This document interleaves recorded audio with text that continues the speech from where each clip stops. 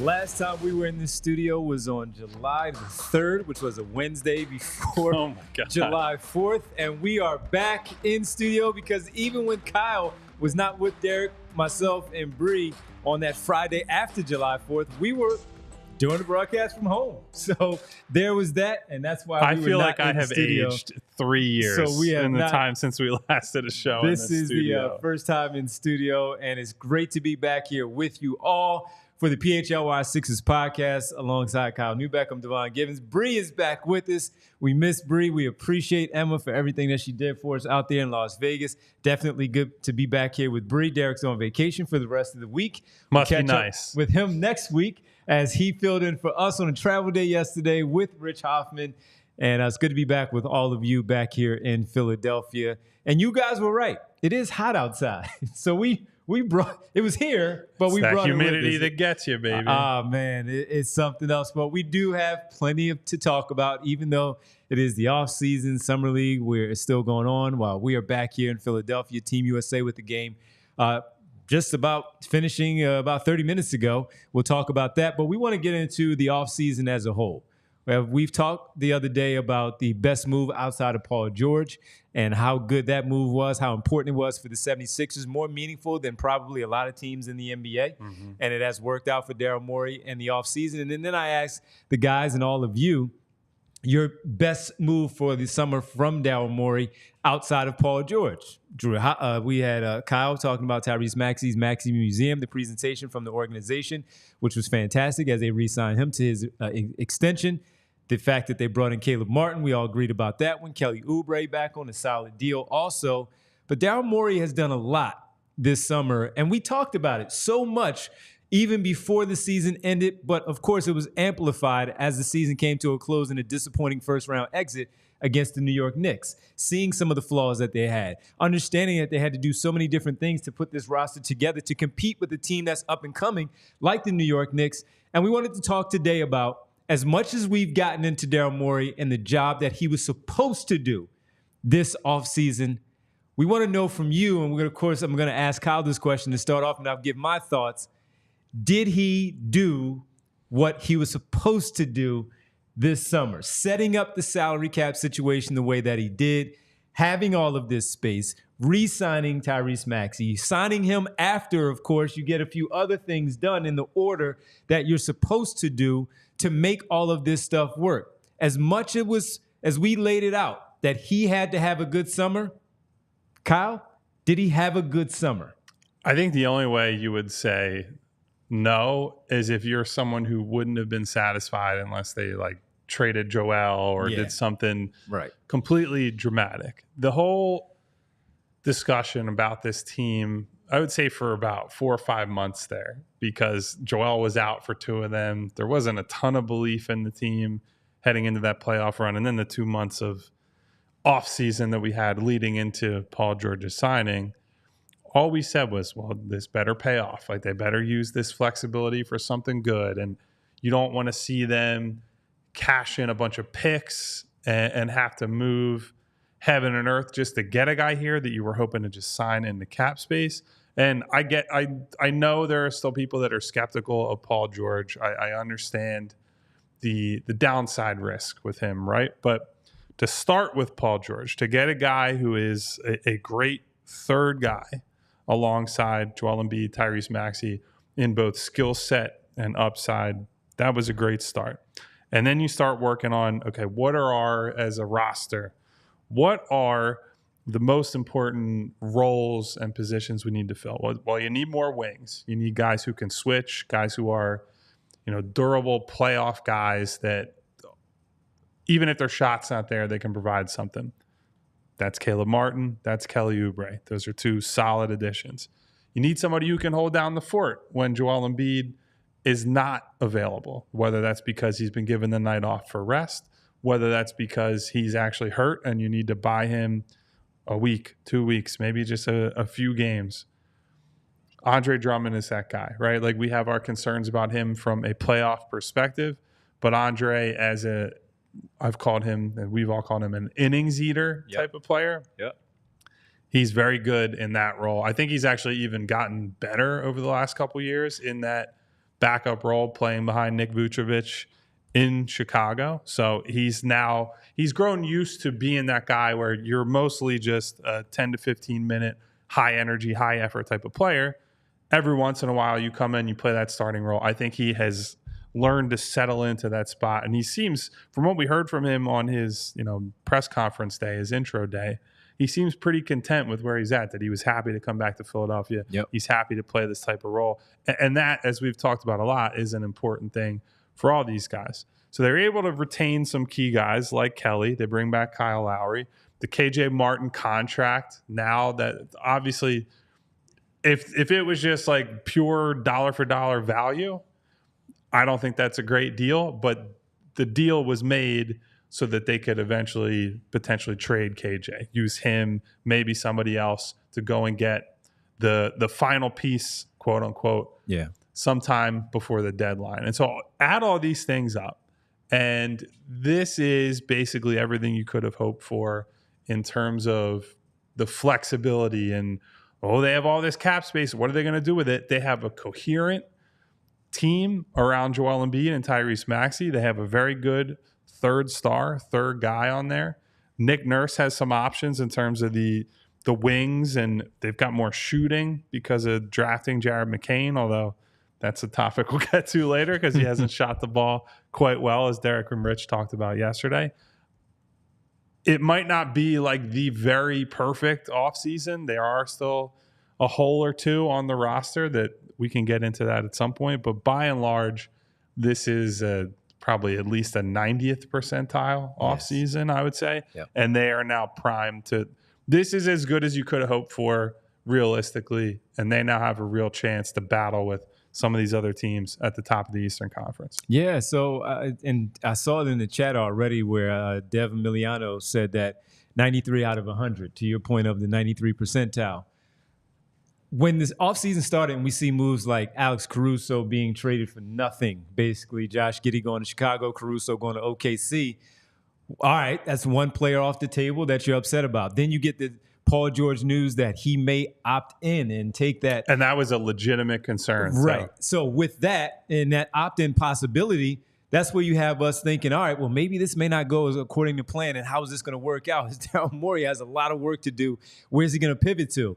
Well, Paul George does not opt in. He does hit the market. And even with all of the Golden State, Orlando, Los Angeles Clippers conversation, Philadelphia eventually gets the man that they wanted. And with them getting the man that they wanted, that's where it again set up everything. We've talked so much in the past of, hey, they need wings. Wings, wings, wings, and more wings. And this has been going on real one for a long time.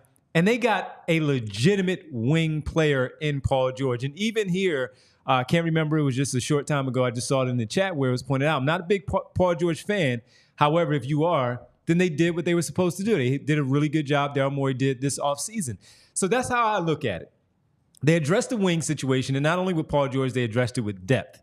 When we talked about the trade that happened for James Harden, we gave him praise for Daryl Morey bringing back Nick Batum, Marcus Morris, Robert Covington with wing depth on this team. We praised him for adding wing depth. This is a different type of wing depth now, where you're talking about scoring and defense and some youth and athleticism in terms of Caleb Martin and, of course, Kelly Oubre. The Paul George piece being older, but he's still an all-NBA level player even at the age of 34. So it takes it to a whole another level when we talk about the giving him the credit for what he did with the Harden trade and getting wings in that deal. And now this particular one where you're adding them in the offseason and adding this type of wing group that they currently have now in the mix. And then you add in Ricky Council the fourth, if he can step up and play some minutes at the wing as a fourth guy and see where that goes from there.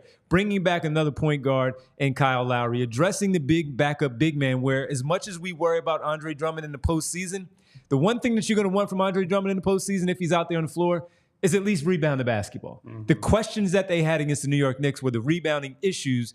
He will answer some of those questions. He cannot do it by himself. They do not have a lot of size in the front court with the wings that they currently have. Not right now having a power forward on the roster. That can still be addressed at the trade deadline. But for right now, going into the regular season, always saying that Andre Drummond is a good regular season player. These other players are good regular season players. The same thing for Joel Embiid.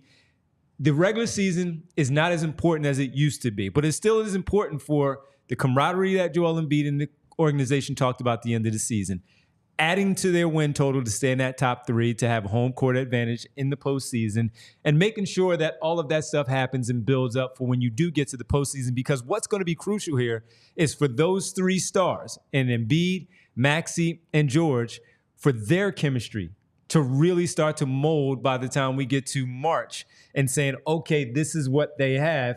And also depending on what they may have at the trade deadline, should they do something else with the KJ Martin deal that Kyle talked about.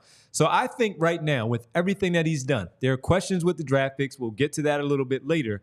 But for everything that he has done so far, with what we talked about, hey, you better not miss. He can't do anything else until they throw the ball up for training camp. Mm-hmm. There's nothing else for him to do for us to evaluate his offseason except for what he has already done.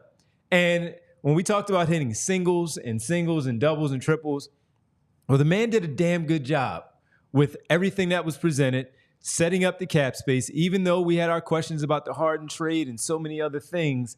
Well, he got here. And when he got here, he did his job. He answered the bell, and he got it, whether you like Paul George or not. Again, the Paul George situation was unique for us. Only a handful of teams in the NBA, and they were one of them, and they got it done. Now, he has to pay dividends when they get on the floor, but for addressing it, for what he was supposed to do, Daryl Morey, I thought he did, as you said, a 90 percentile job this offseason in putting this team together. Yeah. And also, they already put it out there. So we've talked about it before.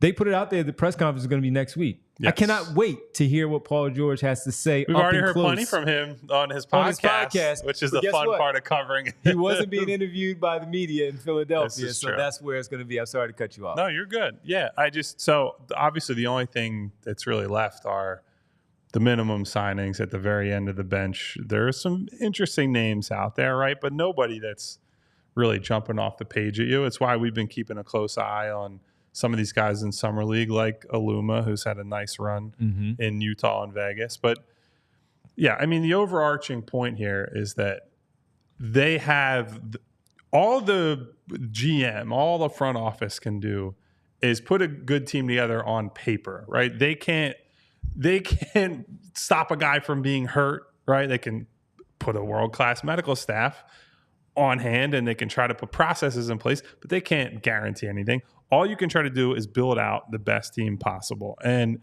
one of the big things that I was critical of the front office for was holding on to Tobias Harris through the deadline and saying, well, we'd rather have the flexibility in the summer rather than moving him and whatever it would have taken picks to get some kind of impact guy at the deadline.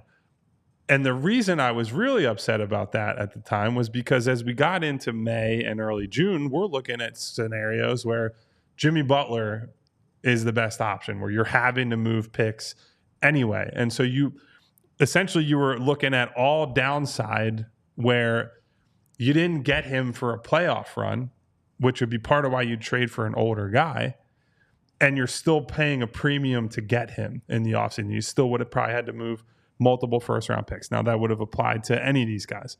Markkanen, who's at I'd say the high end just because he's younger, he's a great skill set fit, all of that. And so my worry was we're going to get to July, and the flexibility doesn't really matter because you're unloading the clip of picks just to get that final guy in here, and then you really have no options moving forward. Paul George has allowed you to kind of split the difference where, yes, he's not 28, 29 years old. He's not in his prime, but he's still a very good player. I think he was a top 20 to 25 player in the entire NBA last season. Yep. You get that kind of guy for nothing but cap space. Everything else is basically gravy. So the fact that they were able to get some key veteran additions around him and around Joel and Tyrese is a big deal. And so that was always why Paul George was at the top of the list for me. Specifically because now, let's say Caleb Martin doesn't work out. KJ Martin's deal is just sitting there. You get to the deadline, you have moves to make. You can take multiple role players and multiple contracts, multiple picks, bundle them all together and say, well, if this guy's not working, we can cut bait early and we can get somebody in here that maybe is the perfect fit alongside that top three. And then next offseason, you reload again with the exceptions, with the minimums, and see what else you can get in here. So they're set up for the short to medium term. And that's really like all this team is focused on right now is, can Joel Embiid, can Tyrese Maxey, can Paul George win a title in the next 2 to 3 seasons? Once you get past that, completely different conversations. And by the way, if they do need to blow it up, if everything goes poorly, if they're not healthy, if they're just not good enough, they still have their own picks. They'll still be able to get off of whatever contracts at that point, because there won't be that much time or years left on them, and they'll be able to pivot into a rebuild. So they still have lots of options no matter how the next 2 to 3 years go. And that's one of the major keys for me, is that even if this does fail, and it looks like they're set up to succeed, but you never know, they still have that flexibility down the road. Yeah, the contracts are really good that Daryl Morey signed the other players too, outside of the Paul George part where that was a max contract. The other deals are pretty good, especially if you want to believe. You may not want to believe, but if you want to believe, Caleb Martin took less here because of the situation in Miami. It seems that everybody believes that was the case. Right, they had 5 a years, much bigger deal. Yes. Yeah, 5 years, 65 is the reported number. There was also a report that said that the Caleb Martin camp didn't even go back to Miami after the Sixers offered because they would have matched that. Well, maybe he just wanted out. But if you want to believe that that's the number and that 65 over 5 was the deal that was offered by Miami and he decided to come here for 32 with the potential of it going a little bit higher, that's a pretty good contract that you went and worked around for, of course, Caleb Martin to get in here. So to Kyle's point, if things were to change at the trade deadline, they may be some movable things. If there's a power forward that you believe fits best now next to Embiid, Maxey, and Paul George, and you can go out there, you have that flexibility because of the contracts are pretty darn good that they can go out there and make those moves. And you know what? I want to ask you about the bench itself, because there are a lot of people asking questions about the bench. We have our super chats. We'll get to those about the bench and what it looks like against the other Eastern Conference teams around the conference and how they may stack up against them. And we'll get to that. We'll talk about that in just a minute, and also get into some of your chats there as we keep it going right here on the PHLY Sixers podcast. Guys, it is real hot out there. And we came back from 115 degrees. Yep. And it still feels hot because not just the temperature, man, but that humidity will really get you. Well, guys, our friends at Rite Aid, their refreshery line, they have a line of beverages that range from familiar family favorites to revitalizing, better-for-you options that are exclusively available at Rite Aid. All different types of waters. I didn't think growing up that we'd have such a variety of water, but now we've got purified water, spring water, electrolyte-filled water, distilled, yes, alkaline bottled water, flavored water, coconut water. Seltzer water. All kinds of things. And they all come from our friends at Rite Aid through their refreshery. But if you're not a water person, if you're thinking, hey, I want something a little bit different, they have single-serve iced tea, juice, and lemonade. They also have all different types of juices for you available at any time. Pineapple, cranberry, apple, strawberry, lemonade, ton of different other flavors. I actually live right down the street from a Rite Aid here in Philadelphia, and I can speak to, they have a lot of variety available at any given time, plus some cold-pressed juices on top of that, crafted from 100% fruits and vegetables, organic, non-GMO, no added sugars. You know we like the no added sugars around here with some of our other partners. Yes. And it's in eco-friendly glass bottles, so you can reduce plastic waste on top of that. So, guys, it's important to stay hydrated, especially during the summer months. Get refreshment delivered. Shop online at riteaid.com/shop for same-day delivery, or buy online, pick up in store of refreshery products. And as we just get back from Las Vegas, I also want to talk about spending money.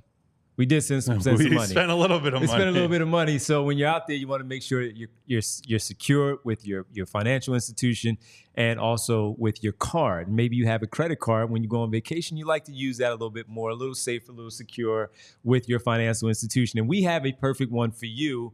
If you don't have it, you might want to check out our great friends from TrueMark Financial and their Rewards Visa credit card.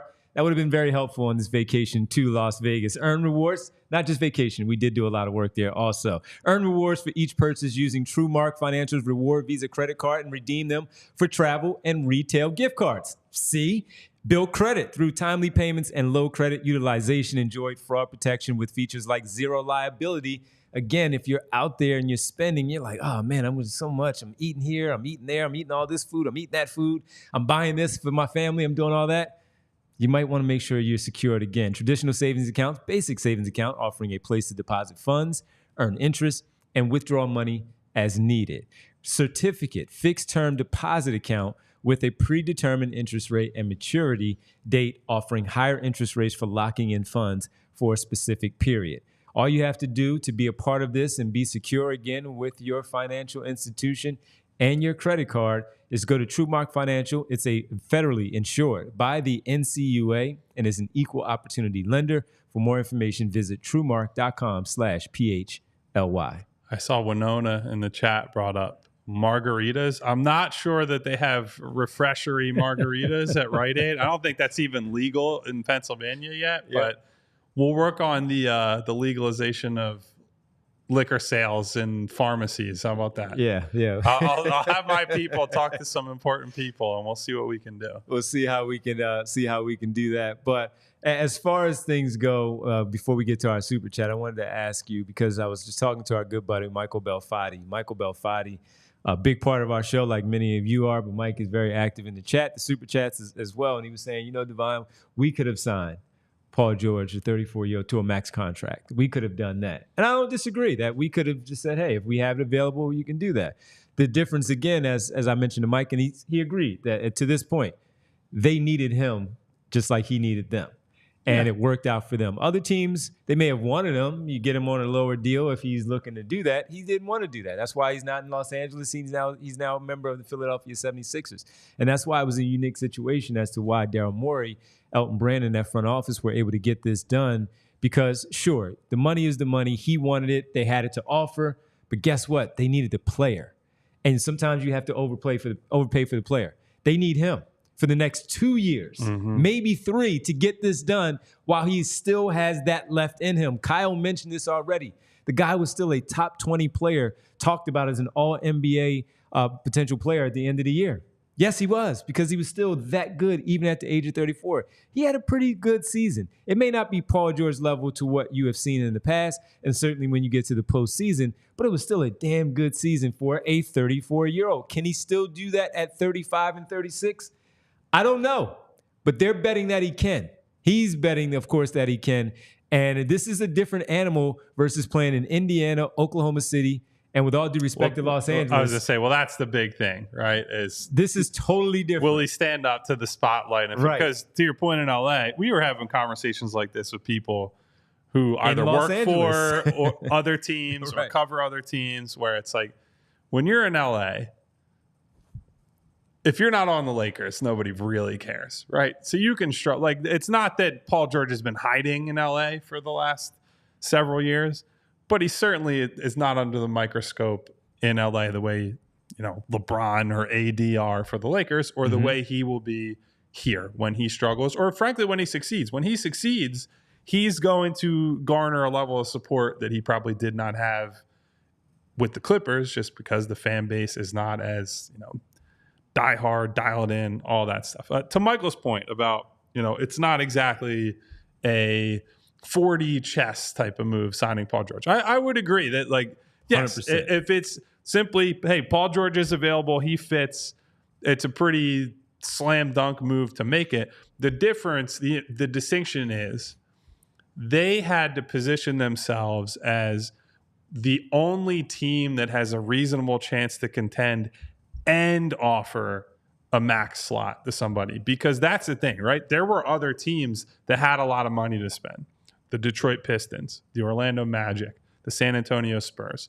They're 3 very different teams in terms of where they're at compared to the Sixers. I think Orlando is closest currently, although I'm sure we probably expect San Antonio to make a breakthrough in the near future, depending on what else they do. So to position themselves as a team that has Joel Embiid and Tyrese Maxey, and normally those teams are just like full steam ahead, everything has to be win now, right now, to say we're going to take a very small step back and just observe and not trade Tobias and not do this, not bring on extra money. That allows them to sign Paul George, but it also allows them to sign Paul George plus Andre Drummond, plus Caleb Martin. And so that was the difference. You could go to Paul George and say, we can create a contender if you come here. We can create a very good team.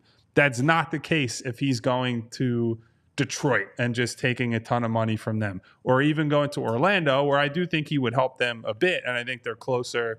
They're already a playoff team, and they went to a Game 7 in round 1, have a lot of interesting talent. But I don't think that you could reasonably say that Paul George, Franz Wagner, and Paolo next year is just like, yeah, we're automatically a contender. And so I think that's the important thing to think of. It's not that signing Paul George is some genius move that nobody else would have thought of. It's that they could offer the most appealing combination of factors to Paul George because of how they set up for this summer. Yes, absolutely. And everything that Kyle just said just makes sense. And Michael does come back. You know, he always active and he has a response. He was like, you're right. You pay for the 4 years, of course, but it's about the 2 years there where that's where they're looking for it again to really pay dividends. And that's a championship right away. You know, if you can get that, who cares about that final 2 years of that 4-year deal? If you lock in a championship finally for this organization, no one cares about that. No one's going to worry about that if they're raising a banner inside the center after, you know, they win that championship. Now, all that being said, I do think it's fair for fans and people covering the team 100%. To say they need Paul George to be the guy, like not the guy, but All-star. The guy he's been at his best. He cannot be the. If we want to focus on the playoffs, this past playoff run he had in LA, he was not good enough. And not only was he not good, it's one thing to miss shots, right? Like he had that one really good game in Dallas where he went off for like 20 something in the first half, and they blew like that whole lead in the second half. It was a real roller coaster. It's not even the missed shots. It's the fact that he was spending chunks of that series kind of floating through the game. And when he should be taking the top 1A type of assignment, he's in the corner on like Derrick Jones Jr., who Derrick Jones Jr. had a good playoff run, but he's a guy who's just spotting up and cutting. Yeah. You want Paul George in that scenario to be like, I want Luka. I want Kyrie. I want one of these guys. I want to help stop the bleeding. And it's hard to even say he does or does not have the ability to do that because in the playoffs, he didn't show the willingness to do it. And so that's where I get the skepticism on Paul George. Paul George has to come here knowing the expectations are on him, knowing what the book is on him after last playoff run and some other tough moments in the past and say, no, I'm still a really good, maybe close to elite basketball player that in this situation next to these guys, I can be exactly what this team needs me to be. So now the offseason's mostly done in terms of their pickups. Now it's on Nick Nurse. It's on Paul. It's on Joel, who we're watching him. We're going to get to him on Team USA in a moment. It's on these guys to figure out an understanding and a blend that works on both ends of the floor. So plenty of work left to be done. This is not – nobody's taken any victory laps because they signed people in the offseason, right? We've been in Philadelphia a long time. I was here for the dream team year for the Eagles, and we all saw dream how that team. Went, right? Just because you make some moves that look good on paper does not mean they turn out. I actually would extend that same sentiment to the Eagles and Eagles fans who get so obsessed over, they won the offseason. It's like, 6 days till training camp, man. Let's just wait until training camp and preseason and the games happen, right? Yep. So, yes, there is absolutely lots of pressure on Paul and Joel and Tyrese to deliver, on the role players to step up. Strictly from a on paper, did they do well view, I think it's indisputable that they had a good offseason. And as you talk about the dream team and all that, the splash signings, the Sixers had one splash signing. That was the one that they needed. Mm-hmm. But even with the other moves that we talk about, building around Joel Embiid, this is, again, a unique situation because you're building around a center. There are only a few of those in the NBA. That's Nikola Jokic, Joel Embiid, and you can talk about others that are good centers, but are you truly building around them versus their perimeter teammates that you're really putting teams together? Like when we look at Chet Holmgren and what he may become, that's Shai Gilgeous-Alexander's team, and Jalen Williams and Chet is a very, very, very good third piece for them. up and coming in this league for what they're going to be. But then they go and they add another big man who we thought, okay, Chet might be the center. And they said, no, we need some more beef at the center position. Isaiah Hartenstein, well, come on down. We'll give you $80 million. They're going to be really good. You hit a jackpot, and that's the perfect signing for them. But there are only two that you're really building around center-wise, where you have to make sure that the guard that you have, which is a smaller guard, scoring guard, and then a wing, you needed that wing. They've missed on the wings. They've missed with the draft picks and getting the wings. But they also got lucky with the 21 with Tyrese Maxey. So some of these things go hand in hand, and you have to figure it all out.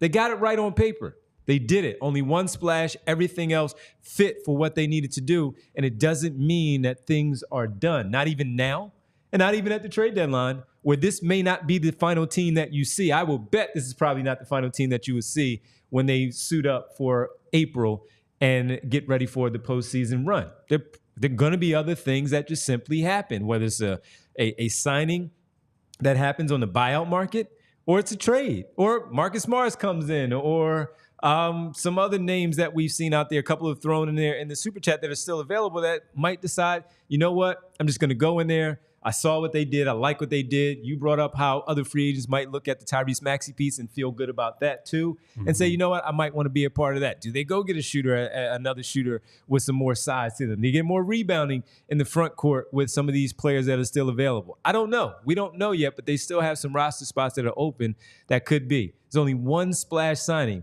but we've given him credit for what he did with everything else too. And I think in totality, when we look at it all, we said that it was a pretty darn good offseason. We'll talk about the bench because, look, Eric Gordon, Andre Drummond, Kyle Lowry coming back. We'll talk about all of them because they did lose some, but they still addressed. Is it good enough for the Eastern Conference? It was a question that we were asked a little bit earlier. We'll answer that when we get back. But first, we got to tell you, and we thank our great partners from Rothman Orthopedics. Rothman was our sponsor, sending us to Las Vegas, making sure while we were dealing with, of course, the great sponsors that we had with the casino and resort where we were, Rothman Orthopedics made sure we were good to go. And after all the walking that Kyle and Derek and I did, man, my Achilles was on fire. So what do I need to do? I need to go check out my good folks at Rothman Orthopedics because they have a specialty, and that is making sure I'm good and with Rothman Orthopedics. So if your joints are aching, your hands are cramping, your back all out of whack, well, guess what? Rothman Orthopedic, they have you covered. Everyone has a specialty that they love. I still love basketball. I love enjoying the time out there in Las Vegas while we were working, but also enjoying some downtime and walking to the places that we were.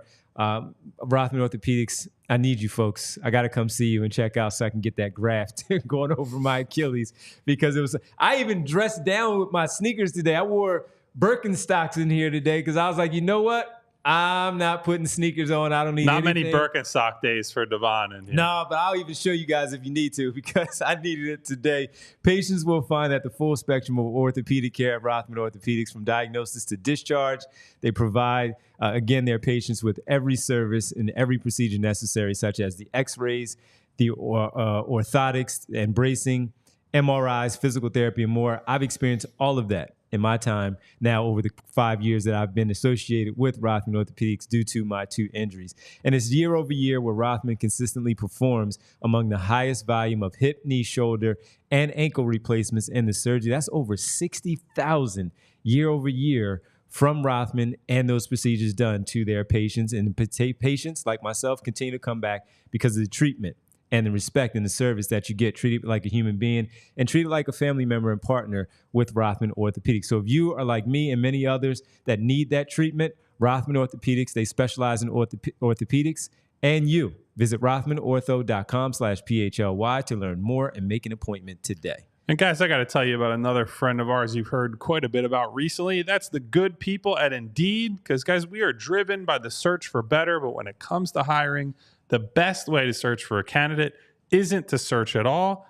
It's to match. And you can match with Indeed. If you need to hire, you need Indeed. Indeed is your matching and hiring platform with over 350 million global monthly visitors, according to Indeed data, and a matching engine that helps you find quality candidates fast. You can ditch the busy work, use Indeed for scheduling, screening, and messaging so you can connect with candidates faster.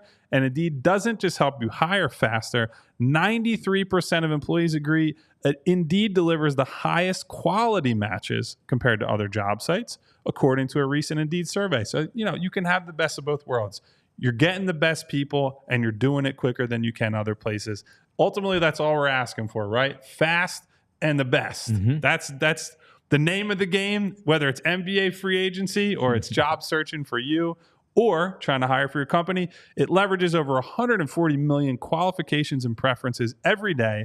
Indeed's matching engine is constantly learning from your preferences, so the more you use Indeed, the better it gets.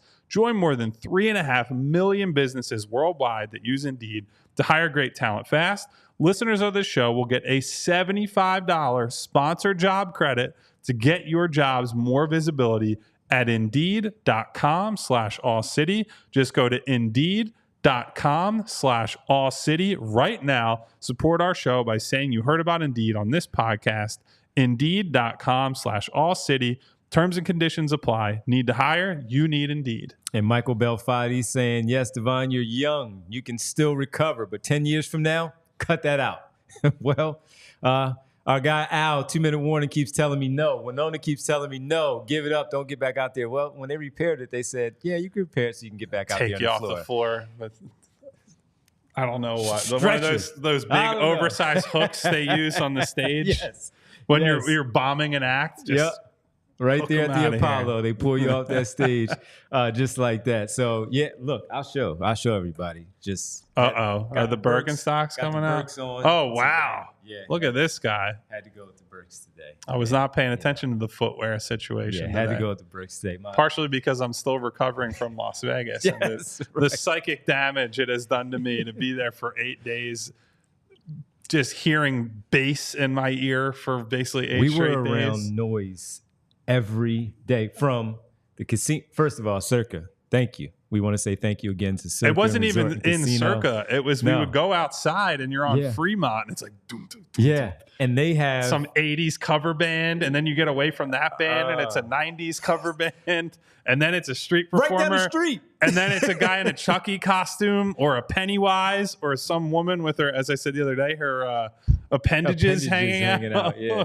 In a nun costume next to Chucky. So that's Las Vegas for you. It was a lot. As Bree laughs at us because that was true. But thank you again to Circuit Resort and Casino. Derek did the final show there yesterday while Rich was back here in Philadelphia. Vegas' first ever adults-only casino. And I'll put out some pictures that we have. We also have a video up on our at PHLY_Sixers Twitter account. After the show, we basically said thank you to everybody on the video. So if you want to check it out, check that out there. We retweeted it. We put it out there. So if you can, again, thank you to Circuit Resort and Casino. It's a fantastic place, 7,000 square foot casino with 2 levels, 1,300 plus slots, the 48 table games with, yes, dancing dealers. Yes, they were dealing. And then they would go up on the stage and start dancing. I'll say this. What the hell is going on here? Weren't they just doing that? I'll say this about the dancers at Circa. They looked a lot happier than some of the dancers at other casinos nearby. Yes, so they did. Perhaps their pay packages are a little better there, which makes you feel good about. Yeah. Stadium Swim was beautiful. Yeah. Well, the LED screen out there, 143 by 40 foot. It's not quite the Sphere, but it was amazing. Most importantly, we came back and don't hate each other, which I think is the biggest accomplishment of the entire trip. You said that, and that was, and we spent every day with each other, so we did a lot together. And I've traveled with friends, and you come back and you're like, I don't want to see that person for a little bit. So that I consider that a victory. We had a good time together. Gene asked, do they have room for Luke Kennard? Since we mentioned some names, just real quick. Here's the thing. I guess the big question for me at this point is, can they actually get someone who brings a skill set that they need, or do you just go with this is the best possible guy they can sign, right? Because I think one of the fair pieces of feedback that has come from the fan base is like they don't have a lot of rebounding, right? And I know I think that there's, speaking of psychic damage, I think the Knicks have done a little bit of psychic damage to Sixers fans, and people are overcorrecting and like they need rebounding. No, what they needed was like real wings. So you're not playing Maxey and Lowry and Campaign all in the same playoff rotation. And so they should be able to avoid that. I think the defense will be better. I think it'll put Joel in better positions to rebound. Now, that being said, if they could get a 4 who can rebound and space the floor, that would be great. Unfortunately, the only guy really that I see that's available on the free agent market that might be able to do that is Robert Covington, and I'm not sure that his knees are holding up anymore. He missed, what was it, the last like 2.5 months of the season, 2 months of the season, and basically was treated as, there's no chance he's coming back. So I think there's very little confidence in him physically. Mm-hmm. Marcus Morris is a name that he's come up, and I know it's a fun one when he's cooking, and he had a good stretch especially last for year. This show. Yes. Yeah, but in terms of the defensive flexibility, his ability to defend in space, etc., that's not really there anymore. So you just keep going down the list, and like the actual power forward types who are available, not that good or old or injured or whatever it is. So I think if Kennard was willing to come here on a minimum, sure, I think he's good enough or has a skill set that's valuable enough that it's worth a punt on him for sure. It's another guy that I don't trust to defend in the playoffs, another guy that might just get buried at the end of the bench depending on the matchup that they're up against. But you don't need guys to be good in every series, right? I think we saw that with, why am I blanking on his name? The white guy on the Hauser. Sam Hauser had some tough series on the road to the title, but then he also in the finals shot the ball well and had some good defensive moments against both Kyrie and Luka. So guys who can shoot, even if they're not the top priority in free agency right now with the rest of these minimums, it would not be the worst use of resources to get someone like that in here. Yeah, and we've seen Lonnie Walker's name in there as well. We've all talked about how much we like him as a scorer coming off the bench. We'll see. He's at a spot again. I feel like he will want more opportunities than they can give him. But you wonder if he hasn't signed on already. Number one, the money is still the same from what he signed with the Brooklyn Nets a season ago, and if he's looking, does he want to win? And yes, more opportunity, but also does he want to win at this stage of his career? Can he come into a good team, win, like we talked about Kelly Oubre, and then make up for that after having success on a potential championship run, go out there and get another contract for him? So Jay Crowder, no. I've seen it up close. No.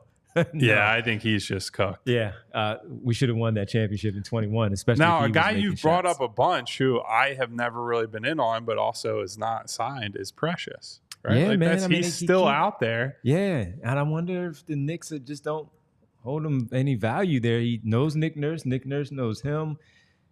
There could be some minutes there for him. Yeah, look, it might be one of those that if he hangs around long enough, you just do it. You do it because I don't think he's much of a shooter, and you would need him to play power forward, like real power forward minutes. But at the end of the day, you're going to get to August, early September.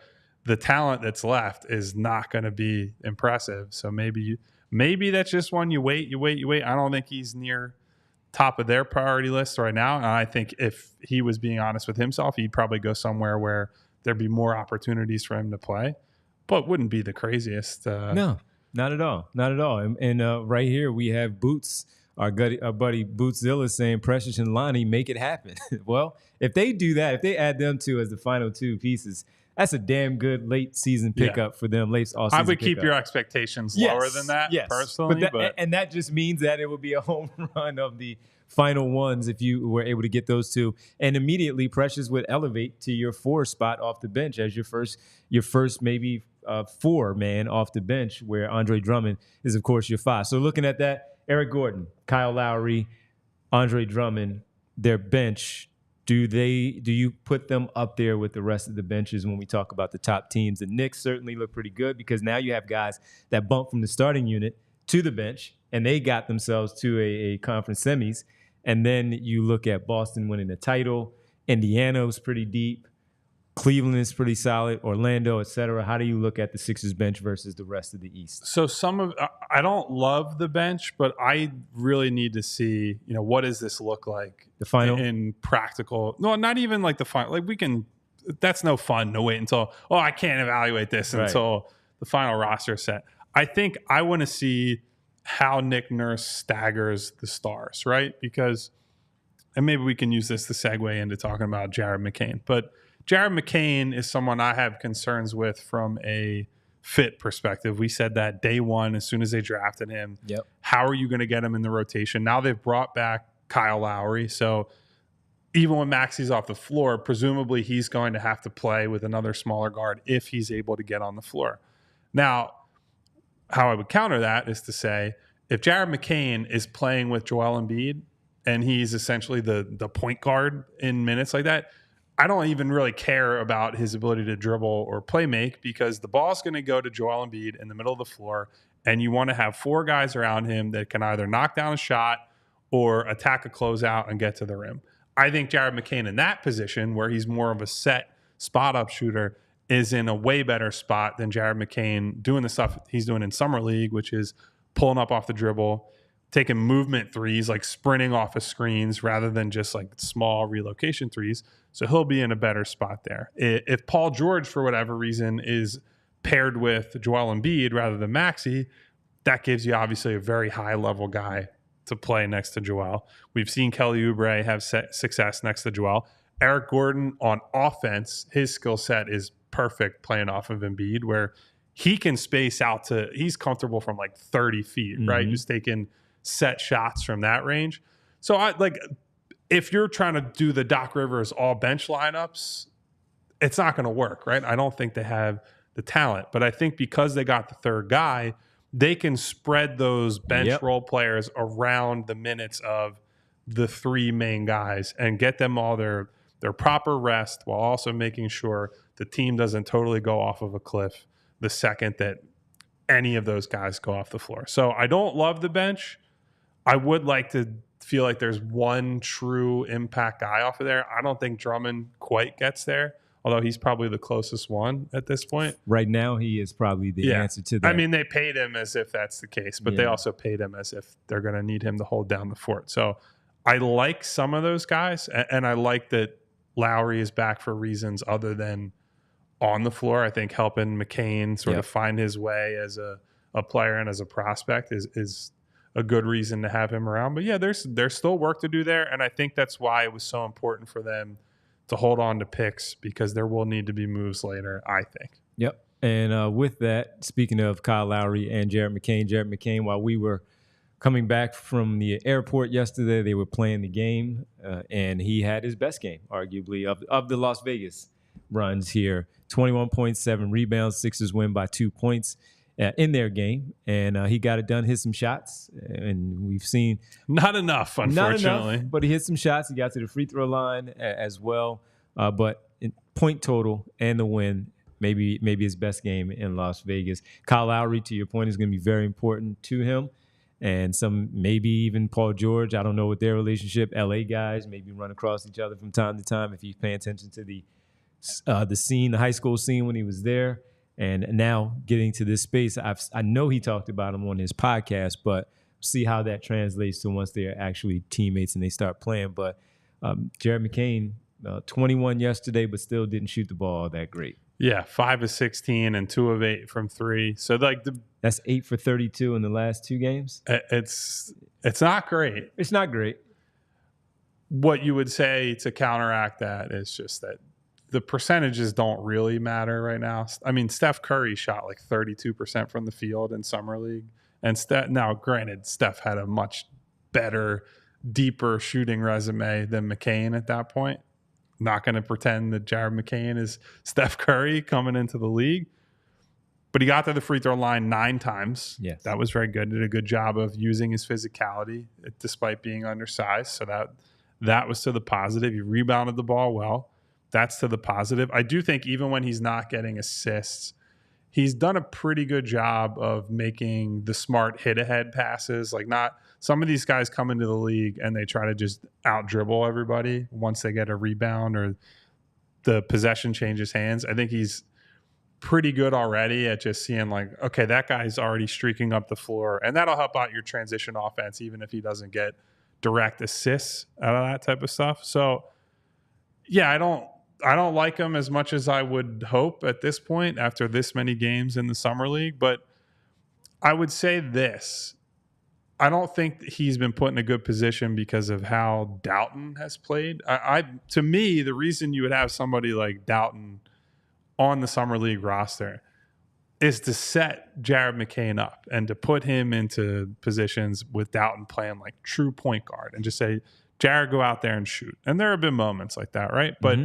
a lot of the time, Doughton is just, he's after his own. He's hunting for his own shot. And I get it. He's a 27-year-old playing summer league. So he's trying to do his best to impress, whether it's the Sixers or other teams, not just in the league, but overseas. But I can't imagine the Sixers brought him in and were like, hey, we want you taking 17 shots and dominating the offense for long stretches of games. So I think with more complementary players around McCain, he'll look better. It's just going to be a matter of, is it worth trying to cater so hard to Jared McCain? Yeah. That's hard to tell at this point. And if he is out there on the floor, let's say with Embiid and George, Maxey's on the bench, guess what? Joel's getting double teamed. And that's a real double team in the NBA. So Jared McCain, the shots, he's had some pretty good looks. They just haven't fallen. And based on what we saw being at practice, talking to people at practice and all, and I even heard Derek mention on the show with Rich yesterday that people who have seen him in high school and college, and I was like, yeah, I'm not worried about him, because he works. The shot will fall at some point. They're not worried about it. To that point, Brian Pumper, our friend, sends us a super chat here and says, McCain shooting 27% in the summer league. Crying emoji. The 76ers curse claims another victim. Yeah, here's the difference. When it happened to Markelle Fultz, the mechanics completely broke down. Ben Simmons never started shooting. So at least he's getting up 16 shots, man. Jared McCain continues to get him up, and the mechanics continue to look good. So yes. I would say I will continue to bet on him as a shooter. I do think there's reason for concern, but it's the same reasons for concern there were when before he was drafted, right? Where we talked about him on the show. I wrote a profile on him for allphly.com, just saying, like, look, it's hard to make a living as a 6'2" guard if you don't have an explosive handle, elite passing vision, elite finishing ability, some kind of tool beyond the shooting to help you out. I don't see what that tool is for McCain. I think he's decent to good at a few other things, but I don't think he's extraordinary other than the shooting. So when the shooting's not there, you're going to deal with some real low lows. So hopefully he's able to put one nice one on the board before the season starts and we can build some positive preseason momentum. That would be nice. Yeah, I think they have one more scheduled game, and then it's the round games for the postseason. Yeah. And we'll see how he does there. Lost Sleep TV says McCain is playing better than Sarr at this point. Oh, we were talking about him before the show. He's the new Tony Snell 0-0-0-0 graphic, 0 for right? 12 or something? 0 for 15. Whatever, yeah. That's the second overall pick. Not good at all. Not good at all. That's tough. Another super chat, which leads us into our USA conversation. JJ Zahn Holmes says, does Joe look like he's hurt or slowing down a bit? What do you think is the problem with Team USA? And also, what other players should we go after? Shamet, Morris, Cove. So we addressed the Morris, Covington, Shamet. I'm in shooting. Whatever. Yeah, I'm not opposed to Landry Shamet. It just whatever. Really, I would put him a little further down the list than some of the other guys. But. And look, he can shoot. So, playing around these types of players, adding that shooting is valuable. But as far as how he looks right now, well, first of all, Team USA looked pretty good today. They beat the heck out of Serbia. And it was close at half, going into the half until Team USA went on like an 18-2 run. Yes. And that second unit really turned things up. So when the first unit against, what was the last team that they played? Australia. And the first unit looked pretty well. The subs came in. The second unit didn't do all that great. It was flipped here today, although Steph Curry was phenomenal with his shooting. He was balling. Yes, he was. So to the question about Joel Embiid, does he look hurt or slowing down? We addressed this a lot. But game 3 for Joel, your thoughts? I mean, I think he's starting to get the idea of playing within this team, right? There was a turnover in the first half where he caught the ball and the ball was out of his hands. So he was looking for LeBron. He was looking for either LeBron or I can't remember who was on the opposite corner. And so LeBron wasn't there, but you can see that he's looking to make the plays that the first game and a half or so, he's not even trying to make those passes. And so I think you're seeing him start to adapt. Physically, yeah, I don't think he is tearing up and down the floor. And I do think that this is that's for Davis and Adebayo anyway. Yeah, I think this is a conditioning period for him to some extent, that he's getting his legs under him. I also think you can see that he's pretty deliberately not jumping that much. Like, it's a lot of below the rim layups. Even the contests on defense, there have not been a lot of like soaring for blocks or anything like that. It's a lot of staying low, hands up high, staying back. And whether that's because he's hurt or just because he's trying to protect himself in a environment where he normally doesn't play this time of year, I'd have to be inside Joel's head to know that. But I think he's slowly getting acclimated. I think he's rebounding fairly well. Tied for the team lead today with 8. He and Adebayo. And keep in mind, most of those minutes are against Jokic, who is a very good rebounder. Big 11. Dude to have to deal with, and had 11. So did a pretty good job on the glass. And here's the other thing that I was very happy to see him doing. He is hammering guys on screens. When he set that hammering one for guys Curry? On screens. Steph Curry got at least 2 or 3 wide open shots today because Joel is just so big and committed to screening for him. I want to see that all the time. And I know we see that on some of these handoffs with Tyrese Maxey, and Joel and Tyrese have had this great partnership. I think the more that he commits to that, not only is it going to help Tyrese or maybe one of these backup ball handlers, I think as a roller, that also is going to help Joel, because if that guy gets stuck and then the big is forced to switch and step out, well, all of a sudden now Joel's got a little guy on his hip, and that's either you're taking a quick foul or he's getting an easy 2 points at the rim. So the more he screens like that, the better off he and all his teammates will be, whether it's Team USA or back here for the Sixers. Yep. 16 minutes and 17 seconds, 2 for 8 from the floor. I'm still not worried yet because at the end of the day, for me too, those things will translate to the Sixers, but he's also playing basketball right now and putting himself in basketball shape well before training camp gets underway. One final super chat. Devon says, all right, well, looking at everything here, Jeff is on his 4th summer league, 20-year-old college freshman. Dude is like 16-year-old playing in the 13-year-old rec league. Well, guess what? It's all about situations too. He might be in a situation where it works out for him. And that is end of the bench for the Sixers. Once again, knows the situation with the coach. They trust him. He trusts them, maybe. And he's trying to work himself on the roster again. Can't fault a guy for that. Brian Pump, one more. I'm afraid for Joel guarding the pick and roll against Schroeder. Dennis is really good at doing that and exploiting that. And I can't keep defending him against Hate Report. That's a Twitter account. Don't worry about it. You got to just not worry about people on Twitter. Would be my general piece of advice. Don't even worry about it. Well, this was a fun show. We have a couple more left. Derek's not with us, so we'll be together Thursday and Friday. It's time for our roll. We didn't get a chance to do roll calls while we were on vacation. We got to do quick roll calls because of our new... We'll tell them about it. Roll call.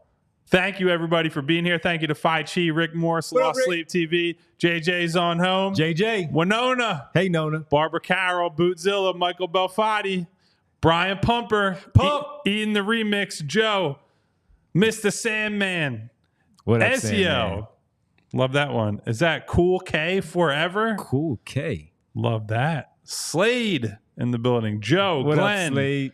Habib, Ramid, Money Mar. What up, Mid? Hey, Aaron, Randy Rubart, Remo K, Habib 215. Let's see who else is in here. Gene Ross. Jess. What up, Gene? Eugene Ross. Any more super chatters, Bree, that I missed today? Jess. I think Devon, I think I got all of them. You got Pump. You got JJ's on. All right, everybody. Thank you for being here. Hit that subscribe button. Hit the bell icon so we get notifications each and every time we go live. And hit the thumbs up button. That means Devon and I will be back without Derek once again tomorrow. Once again. All smiles for us without Grumpy Derek out in Vegas. Bree. Thank you, Bree. Talk to you guys. We all silly like the mayor.